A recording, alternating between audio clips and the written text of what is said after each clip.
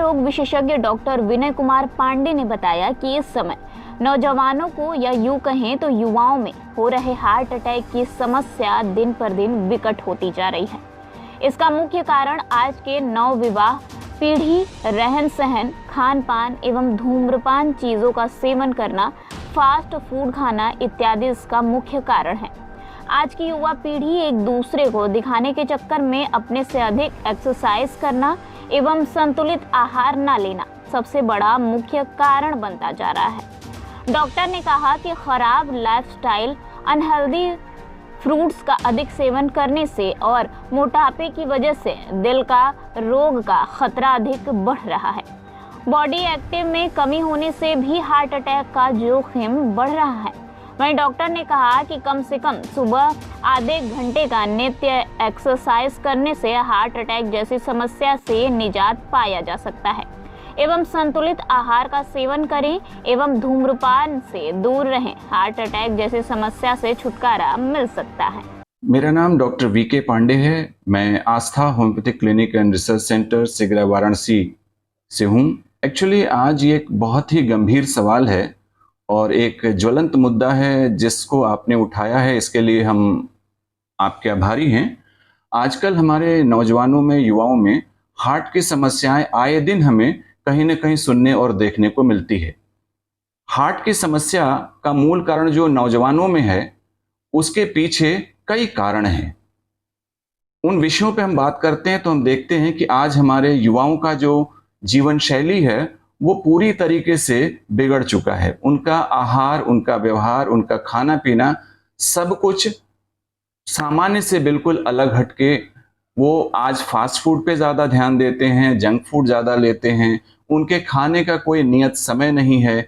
वो वेजिटेबल्स नहीं लेते हैं, फ्रूट्स नहीं लेते हैं और उसके बाद वो समय से सोते नहीं हैं। उसके बाद धूम्रपान की चीज़ें ज़्यादा उनको देखने को मिलती हैं। इसके साथ ही वो आज बहुत प्रकार के सप्लीमेंट्स जिनका यूज़ करते हैं, वो जिम जाते हैं और जिम में वहाँ बेची जाने वाली और भी तरह की सप्लीमेंट्स जो कि स्टेरॉयड युक्त भी होती हैं, जो कहीं ना कहीं उनके हृदय को प्रभावित करती हैं, बिना सोचे समझे, बिना चिकित्सक की सलाह लिए वहाँ वो जाते हैं, अपना जिम करते हैं। जिम का भी कोई ठिकाना नहीं रहता है क्योंकि वहाँ पे वो अचानक से कठोरतम एक्सरसाइज शुरू कर देते हैं जो कि उनको नहीं करना चाहिए। हमें अपनी फिटनेस लेवल को देखना चाहिए। हम कहीं भी अगर जाते हैं जिम करने, जो आज एक बड़ा फैशन सा चल चुका है कि हमें बॉडी बिल्डिंग करनी है तो हमें जिम जाना होगा। वहाँ पे बहुत सी हैवी मशीनें रखी हुई हैं, बहुत से लोग जिम कर रहे होते हैं, उनका देखा देखी हम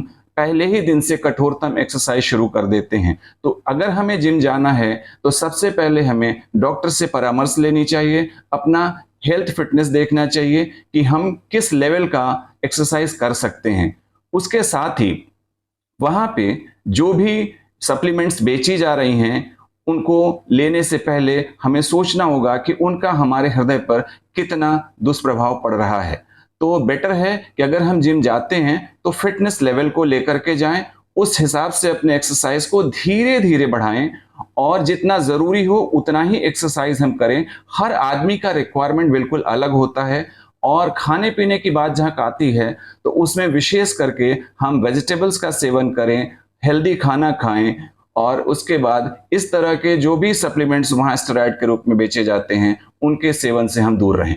डॉक्टर साहब, बात की जाए तो हृदय को स्वस्थ रखने के लिए क्या विशेष करें कि जो ऐसी समस्या, गंभीर समस्या मेरे आम पब्लिक के बीच में न हो? यहाँ पर भी घूम फिर करके बातें वही आती हैं। हमको स्वस्थ रहना है और विशेष करके हम अगर हृदय के स्वास्थ्य की बात करते हैं तो हमें अपने लाइफ स्टाइल में बहुत करेक्शन करना होगा, हमें अपने आहार में करेक्शन करना होगा, हमें धूम्रपान से बचना होगा, हमें अपनी ओबेसिटी को नहीं आने देना होगा क्योंकि ओबेसिटी अपने आप में एक ऐसी बीमारी है जो आपकी कई अन्य बीमारियों को बुलावा देती है, जैसे ब्लड प्रेशर, जैसे आपके डायबिटीज़। इस तरीके की बीमारियों के आने के साथ ही आपके हृदय पे एक अनावश्यक एक्स्ट्रा दबाव पड़ता है जिससे इस तरह की समस्या पैदा होती है। तो हमें नित्य व्यायाम करना चाहिए। कम से कम 30 मिनट तो हम अपने स्वास्थ्य के लिए निकाल ही सकते हैं जिससे हमारे शरीर के अंदर की सारी बायोलॉजिकल एक्टिविटीज सुचारू रूप से काम करें।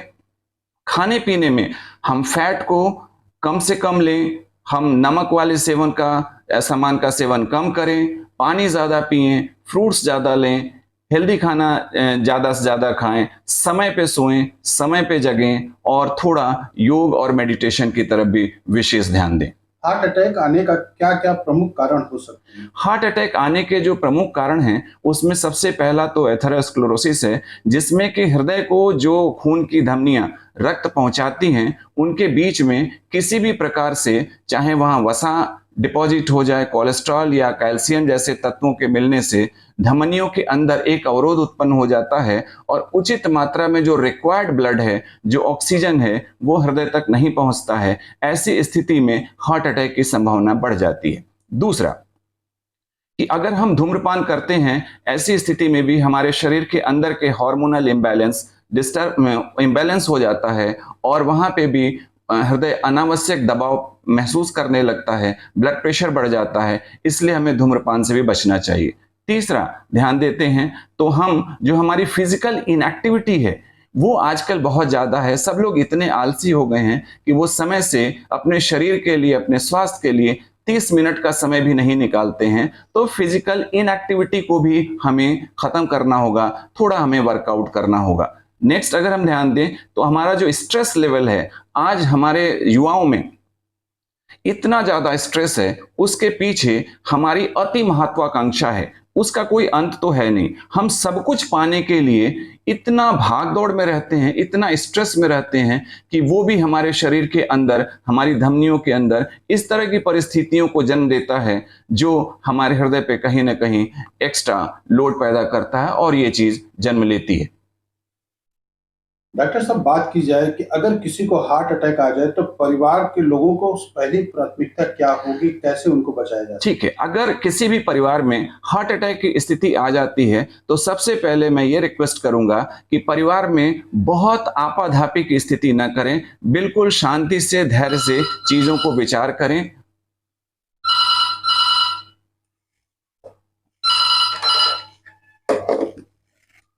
जब परिवार में ऐसी स्थिति आ जाती है जहां हार्ट अटैक की स्थिति आपको दिखाई देती है तो बिल्कुल शांति बनाए रखें और उसके बाद उस मरीज को हम ये ध्यान दें कि हम कितनी जल्दी हो एम्बुलेंस बुला करके उसको उस अस्पताल या नज़दीक के चिकित्सा केंद्र तक पहुंचाएं। और अगर हमें ये लगता है कि उसकी धड़कन बंद हो रही है तो वहां पे हम घर पे ही एक CPR दे सकते हैं, जो हम उसके चेस्ट पर एक प्रकार का दबाव देते हैं जो 100 से लेकर के 120 प्रति मिनट की रफ्तार में हमें CPR देना है, जिससे कि हम उसके उस धड़कन को, उसके ब्लड सर्कुलेशन को वापस रिस्टोर कर पाएं ताकि वो अस्पताल जा कर के उसकी जान बचाई जा सके। और इन सब के बाद हम पूरी ही जैसे ही हमें मौका मिल जाता है हम उसको अस्पताल पहुंचाएं। अगर अस्पताल पहुंचाने में देर हो रही है तो हमारे होम्योपैथी में एक दवाई आती है एमाइल नाइट्रेट,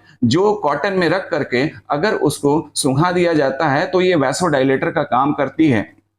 इसके अलावा नाइट्रोग्लिसरीन की भी गोलियां हैं जो दी जा सकती हैं और इस तरीके से हम उस इमरजेंसी में पेशेंट को उस स्थिति में मेंटेन रख सकते हैं कि हम डॉक्टर तक पहुंच सकें। काशी की जनता के लिए क्या स्वास्थ्य के विषय में मतलब कैसे इस भयानक घटना को बचने का क्या एक संक्षेप उपाय है? संक्षेप उपाय कुल मिलाकर के यही है, हम काशी की जनता से यह अपील करना चाहते हैं कि हम नित्य रूप से अपने स्वास्थ्य को ध्यान में रखते हुए 30 मिनट का एक वर्कआउट जरूर करें। दूसरा, अपने खाने पीने में जंक फूड, फास्ट फूड से परहेज करें, ज़्यादा से ज़्यादा फ्रूट्स लें, ज़्यादा से ज़्यादा हरी सब्जियों का सेवन करें, गुनगुना पानी पिएं, धूम्रपान से बचें। स्ट्रेस से बचने के लिए जो भी उपाय हो सकता है, योगासन करें, मेडिटेशन करें और अपने स्ट्रेस लेवल को कम करें। और इसी के साथ में हम एक और निवेदन करेंगे कि आप अपने को जितना मेंटेन रख सकते हैं, अपने हेल्दी लाइफस्टाइल को करेक्ट करते हुए, अपने जीवन शैली को करेक्ट करते हुए जितना आप इसको अपने में मेंटेन रखेंगे उतना हम इससे बचाव कर सकते हैं।